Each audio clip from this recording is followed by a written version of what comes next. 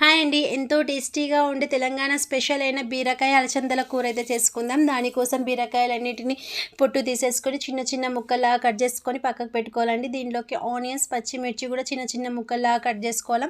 ఇప్పుడు బీరకాయ ముక్కలన్నీ మంచిగా కడిగేసి ఒక నెట్ గిన్నెలో వేసేసి పక్కకు పెట్టుకోవాలి. ఇప్పుడు గ్యాస్ మీద ఒక ప్యాన్ పెట్టుకొని ఆయిల్ వేసి ఆయిల్ వేడాక ఆవాలు, జీలకర్ర వేసుకోవాలి. అవి చిట్పట్ అయ్యాక మనం కట్ చేసి పెట్టుకున్న ఆనియన్స్, పచ్చిమిర్చి ముక్కలు కూడా వేసుకొని అవి మంచిగా వేగించాలి.